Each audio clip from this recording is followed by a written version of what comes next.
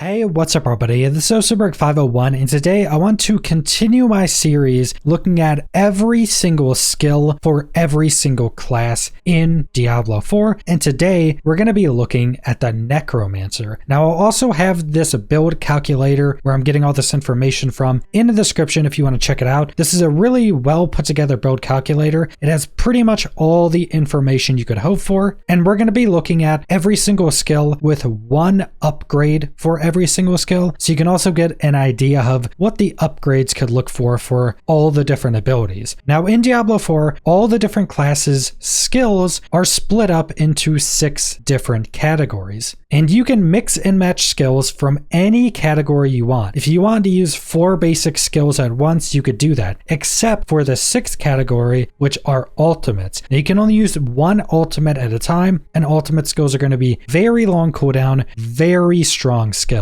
So starting off, we have the basic category, and for the Necromancer, all basic skills are also going to be generating essence, which is going to be your main resource. Your other resources in Necromancer is going to be corpses. So first off, we have Decompose, which generates 7 essence per second, has a lucky chance of 40%, and you tear the flesh from an enemy, dealing 30% damage per second and forming a usable corpse with that flesh every 2.5 seconds. So this is a channeled skill that does damage per second, and then once you've channeled for 2.5 seconds, it creates a corpse on the ground, which is also your other resource that's going to be used for summoning or other skills. So this is a pretty strong basic skill that generates both your main resources. Then for an upgrade, we have Enhanced Decompose. If an enemy dies while being decomposed, you gain 10 essence, so adding an additional essence off of kills. Then next up, we have Hemorrhage, which generates 7 essence, lucky at chance of 40%, bursts an enemy's blood, dealing damage. Hemorrhage has a 20% chance to form a blood orb. And then for the upgrade, we have Enhanced Hemorrhage. After picking up a blood orb, your next hemorrhage also deals damage to enemies around your target and grants 2 additional essence per enemy hit. Now I'm not sure if blood orbs can be used for other things besides in upgrades for hemorrhage. I'm assuming blood orbs are also going to synergize with other skills throughout the Necromancer's tree, but just a damaging skill that has a chance to make a blood orb, and if you upgrade it and pick up blood orbs, this skill now becomes a more of a cleave focused skill and will generate some additional essence. Then next up we have Bone Splinters, generates 5 essence, has a lucky chance of 17%. You fire 3 bone splinters, dealing damage for each, and each subsequent time an enemy is hit by the same cast of bone splinters, you gain 1 essence. So if you hit one enemy with all 3 bone splinters, you're going to be gaining 2 additional essence on top of that. Then for an upgrade, Bone Splinters has a 30% chance to fire 2 additional projectiles if cast while you have 50 or more essence. So now if you have higher essence, you're going to have a chance to even fire more splinters, which could also all hit the same enemy and give you even more essence. So maybe there's going to be a way to have a very high essence cap build, and this could be very good for that build for generating a lot of essence. Then we have a Reap, which generates 4 essence per enemy hit, has a lucky hit chance of 17%, and you sweep an ethereal scythe in front of you, dealing some damage. Hitting an enemy with Reap increases your damage reduction by 15% for 2 seconds. So this is pretty massive. It's a cleave focus skill, so not a lot of single target damage, but this can end up generating more essence than all the other basic skills just because of it generating more essence per target hit. And then this also gives you a pretty massive damage reduction. Then for an upgrade, if an enemy hit by Reap dies within 2 seconds, you gain 30% attack speed for 3 seconds. Now Reap and this first upgrade seem incredibly strong because getting a 30% increased attack speed off killing with Rip is pretty massive, but this also may be an issue because Reap's base damage seems to be pretty low, but you're also hitting a ton of targets, so there's still a good possibility of you killing targets with it.